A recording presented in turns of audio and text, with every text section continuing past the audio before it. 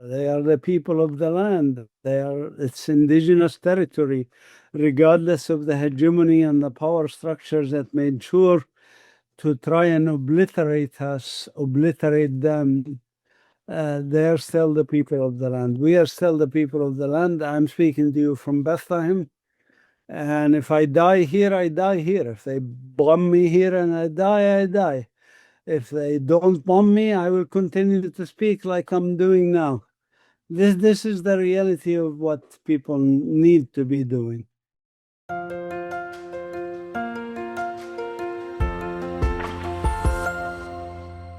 Hello everybody, this is Pascal from Neutrality Studies, and today I'm talking to Professor Mazin Qumsiyeh, the director of the Palestine Museum of Natural History at Bethlehem University. Dr. Qumsiyeh got a PhD from Connecticut University and then taught for many years in the US, including Tennessee, Duke and Yale universities. He returned to Palestine in 2008, where he is also right now in Bethlehem. Dr. Qumsiyeh, welcome. Thank you. Good to see you. Good to see you too. And you just told me horrible news that over 120 people, Palestinians, were killed in Gaza. Can you tell us what is going on right now, and how are you experiencing everything that's happening, sitting right in the West Bank in Bethlehem? Well, as you know, this is day 6 of an attack on Iran, which is used by Israel also to basically get out of the international attention that they were getting for their genocide in Gaza, and the fact that cases are brought against them in international criminal courts and International Criminal Court, International Court of Justice, accusing them of genocide. And they are committing genocide, but to divert attention from that and to expand their empire, they're attacking Iran. So what they did in the past 6 days is accelerate their genocide in Gaza Strip, and their continuing ethnic cleansing and killings in the West Bank, where I am. I'm speaking to you from Bethlehem, which is the birthplace of Jesus, which is a ghetto basically surrounded by walls and fences. And now the gates are all closed. Basically, we're trapped here. Supplies also are diminishing, so we may end up here being like Gaza. But also like Gaza, not just in terms of the food shortage, etc., or food starvation, but we may end up like Gaza in terms of being an extermination camp. So actually, even this morning, they killed a young man that I know here in the Al-Walaj area, and there's killings in other parts of the West Bank. The West Bank is divided into cantons, ghettos, and that's present in only 15% of the land of Bethlehem and the land of the West Bank. And the rest of the West Bank is basically for the colonial settlers and soldiers to do whatever they want in those areas, including building settlements, expanding colonial activities, military training sites, etc. So the situation on the ground here in Palestine is horrific, and something we have not seen really since the Second World War. There has never been such a situation. In fact, even in the Second World War, for example, the Germans and the Allies also never surrounded a town and or a community and starved it to death, basically, even during the worst of the horrors of the Second World War. So this is happening as we speak. Some 2 million Palestinians in Gaza are in an extermination camp, basically. They are being starved to death and killed regularly, daily. This is the horror that we are facing locally. And literally, Israel is getting away with murder and impunity because it is not acting on its own. It's acting with the support of great powers like the United States, like England, like France. The German chancellor just less than 24 hours ago said that the West needs to thank Israel for having had the courage of attacking Iran and doing the dirty work, because Iran is a terrorist state that terrorizes everybody, and this is a thing to welcome. For you sitting in Palestine, I mean, how does this sound when somebody calls Iran a terror state, and how are you making sense of also the counteraction that Iran is now taking against Israel? Well, let's be very clear. I mean, there were a lot of genocides in human history in the past. For hundreds of years, there has been genocides, mostly committed by European colonizers, be it Germany, for example, in Namibia, committed a genocide, certainly committed genocides during the Second World War of Gypsies and Jews and others. These countries, these Western countries, so-called Western countries, like the United States, are built on genocide. They're built on pillaging other countries, indigenous people of other countries, and they're built on dehumanizing of people in the global South, or in the case of North America and South America. Dehumanizing these people, regardless of who they are, is part and parcel of the colonial mentality.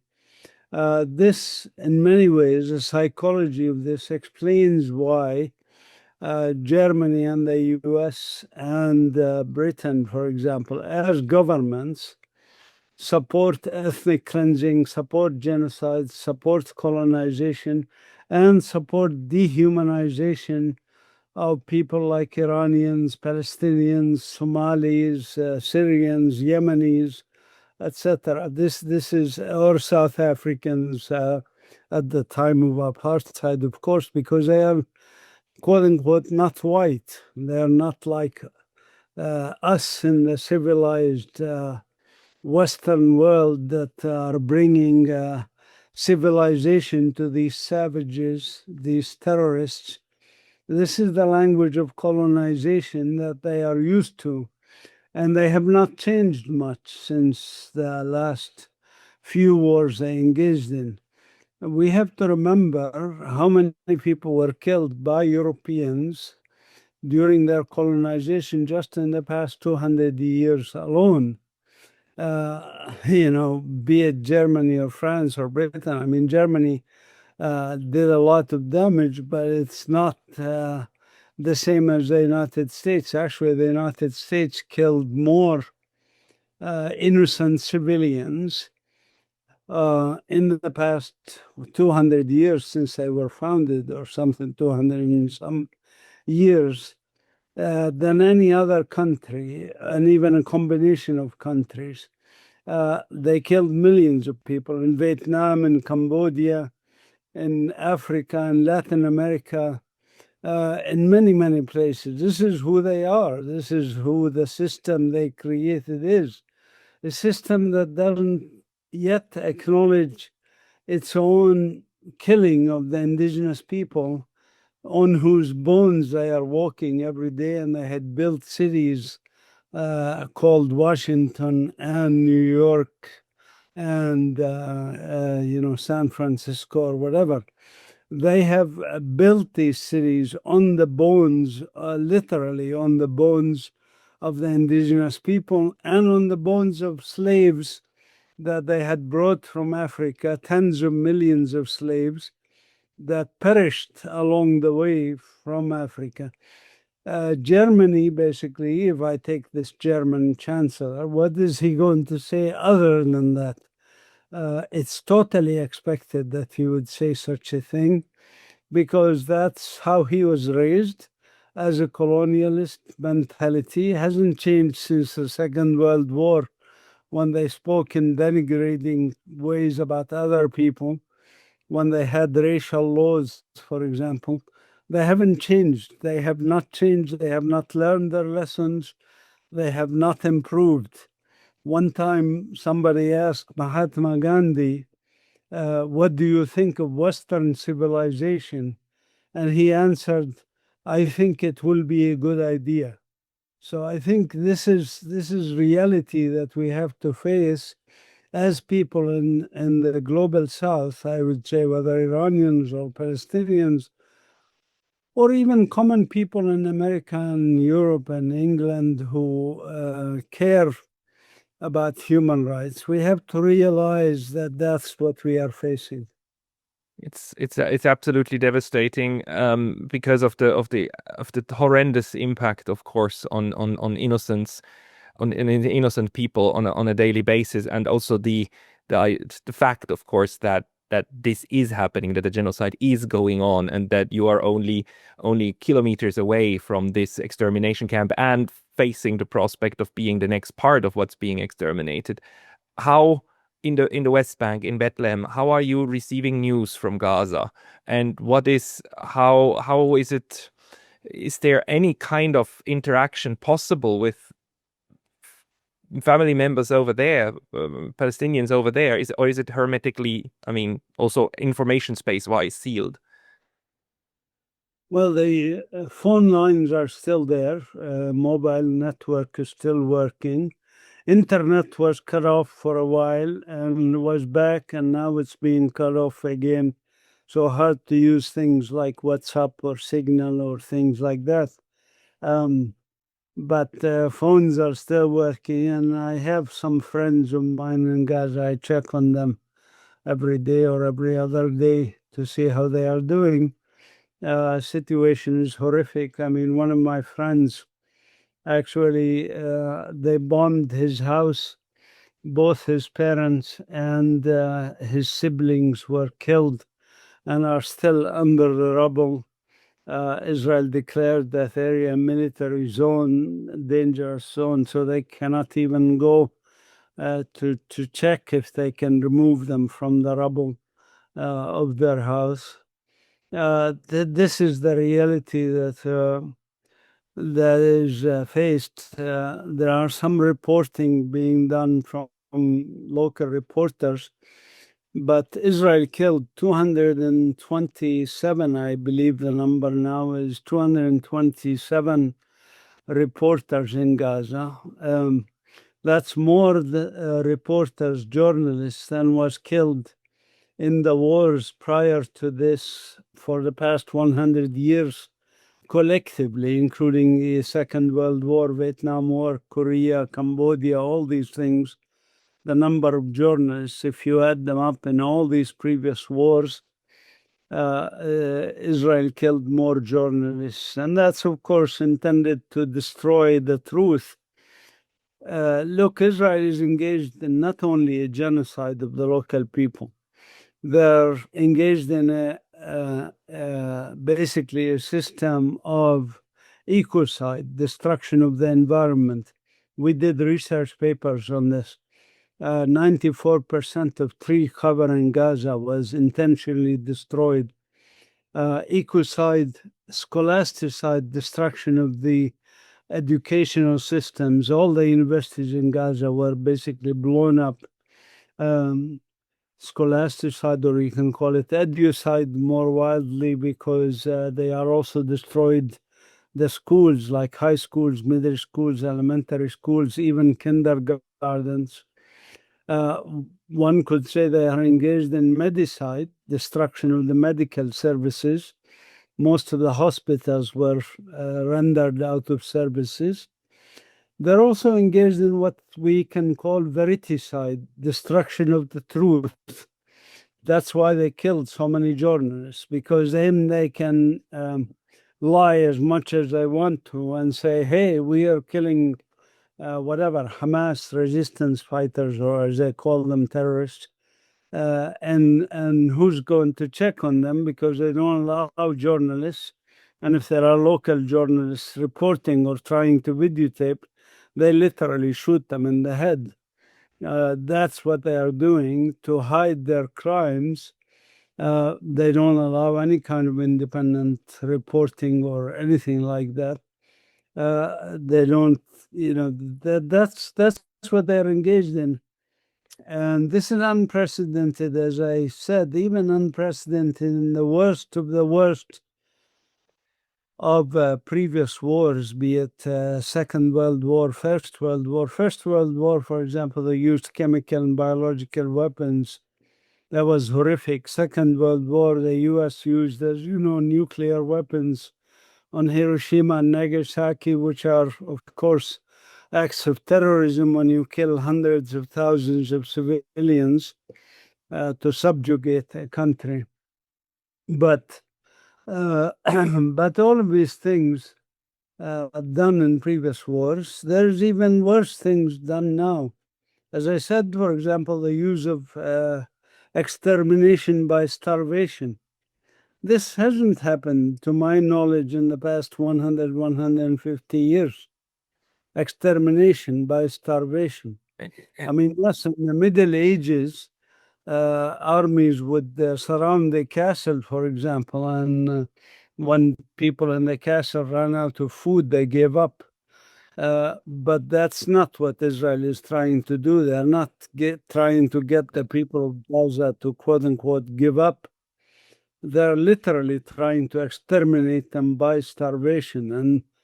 And this is not something that I project on them. This is what they state themselves. The Israeli leaders, the president of the state of Israel, the prime minister, the minister of so-called defense, minister of war, they all stated it very clearly that we are starving them and we are killing them and we are going to finish off Gaza and we're going to make it empty and we're going to make it a parkland and we are going, as Trump put it also, later make it a resort, without the people of Gaza. This is what they openly state.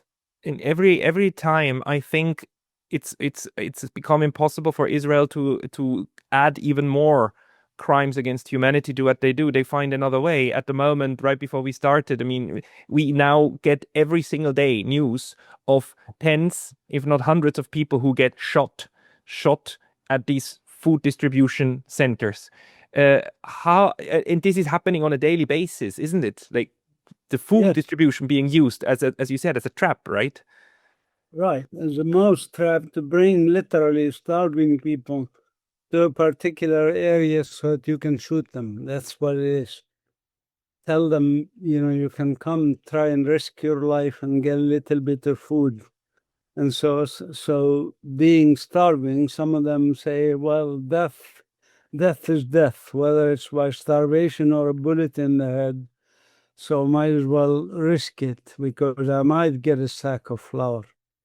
And literally, I saw videos and pictures of people who managed to get close enough to get a sack of flour and then were shot with their blood on the sack of flour that they managed to get. This is how it is in Gaza. The horror is unimaginable, including kids, by the way, women, etc. It's not like discrimination, by gender or anything like that. This is, or age for that matter, old people, young people, children, girls, boys, etc. It's horrific. How do you how do you how do you psychologically deal with that? I mean, it is utterly horrific, and it makes me cry, like on almost on a daily basis, watching this from Japan. How do you deal with that? How do people cope with being the target of extermination? Well, it's hard. I mean, for me, I didn't sleep last night. It's not easy. I don't want to think that we are somehow, superhuman beings or anything like that. We are regular human beings like anybody else. And so we suffer. People, the population of Gaza now used to be 2.3 million people 21 months ago. It is now 1.85 million people. That means 450,000 people disappeared. Perhaps 100,000 of them managed to get out of Gaza, and by bribing Egyptian officials to get out. They would charge them $5,000, $10,000 to get out of Gaza. Perhaps 100,000, but that leaves 350,000 people who are dead, literally dead, either still under the rubble, like the family of my friend, or accounted for by coming to the hospital and counted in the 55 now thousand people that have been issued death certificates. 350,000 people disappeared from the face of the earth, and more are being killed daily, as we pointed out. So your question is really about the survivors, the rest, the 1.85 million Gazans, the 4 million Palestinians in the West Bank. What are they doing and how are they coping? And that varies from individual to individual. Some people are more hardy, some people are less hardy, some people break down, some people are in bad situation psychologically in other ways. So the answer is not easy to give, but it's like, how did the people cope when King Leopold from Belgium was butchering and cutting the arms of people in Congo? The genocide of the Congo, estimated to be 1.5 to 2 million people. How did they survive? Or the genocide that happened in other countries, the genocide of Native Americans, when the European colonizers came, the Aztecs, how did they cope with the European colonization? Well, some of them coped, some of them didn't cope, some of them were just killed. In North America, there was a March of Tears, as they called it, from Florida to Oklahoma, where the remnants of the tribes of Florida were moved because they were supposed to not live in the eastern United States, which is reserved for the white people. So they moved them to the west against their wishes. Some of them fought that, of course, and were killed. And some of them were forced to march out. How do they adapt? Well, they didn't really. They survived if they survived, or they didn't survive if they didn't survive. The war now between Israel and Iran, and the fact that Iran is shooting missiles at Israel and it's getting through the Iron Dome and Israel is being hit. Is this escalation something that gives you more despair, or is this something that gives you hope that something is now going to change also for the Palestinians? Well, I mean, it was foreseen, obviously. Israel is in an empire building mode, if you want.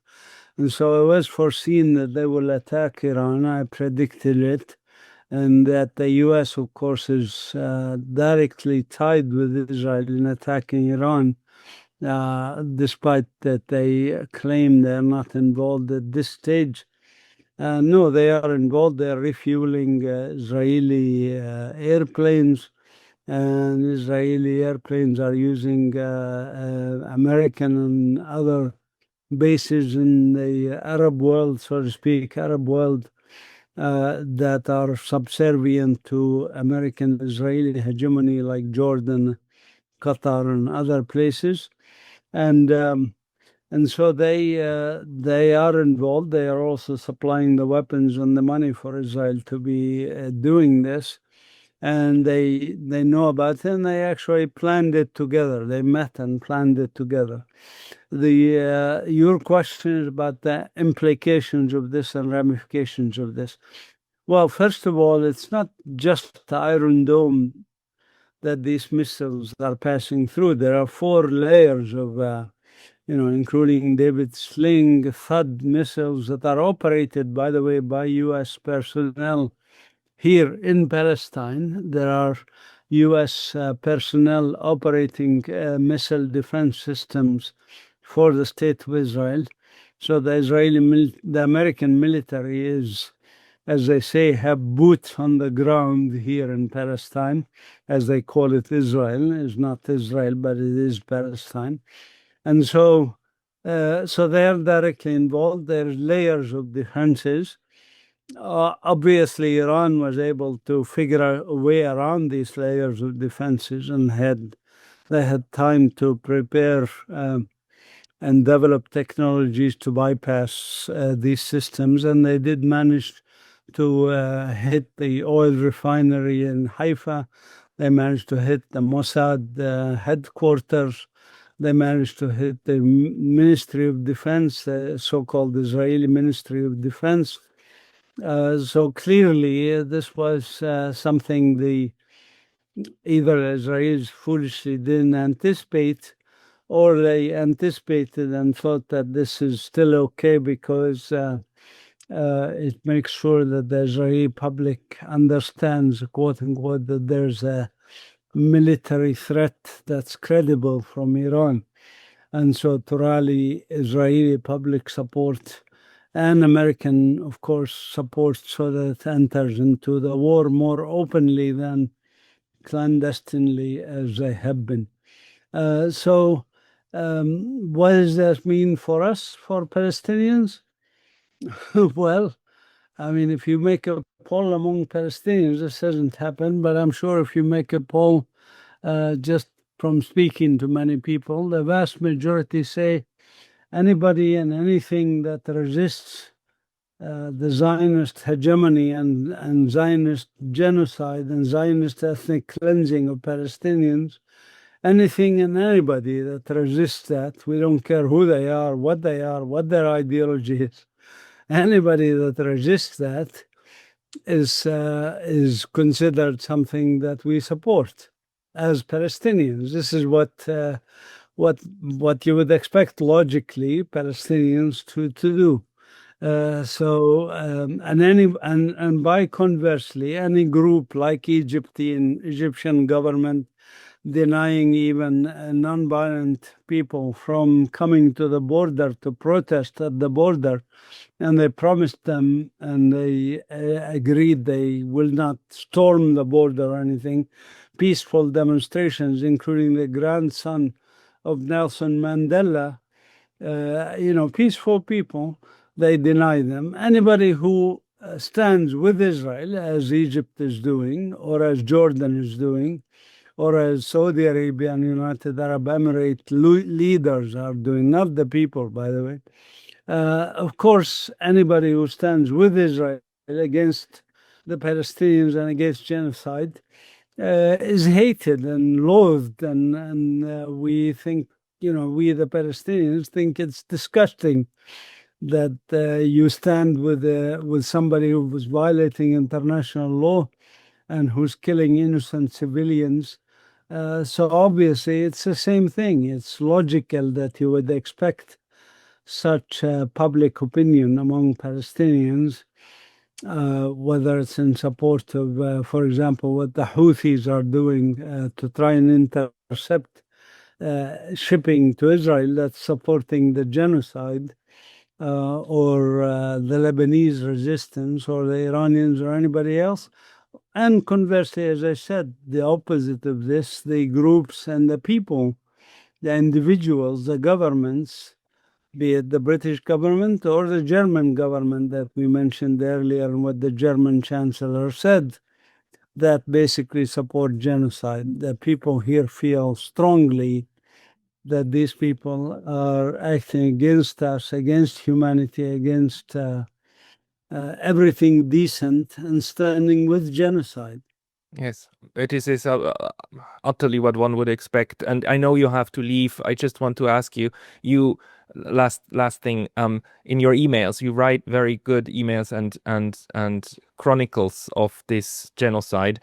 And in the last sentence of the last email, you write that stay humane and keep hope alive. We shall overcome this someday. Can you just say something about your hope, the hope you have? Well, for us, obviously people subjected to genocide and ethnic cleansing, despair is not something we can succumb to, because if we do that, we might as well commit suicide. So, we don't have the luxury of despair, so to speak. We have to have hope, because it's existential for us. Without hope, you don't have anything. Without thinking there's a light at the end of this very, very, very, very dark tunnel, you don't have much to live for. So you really must have hope, must keep hope.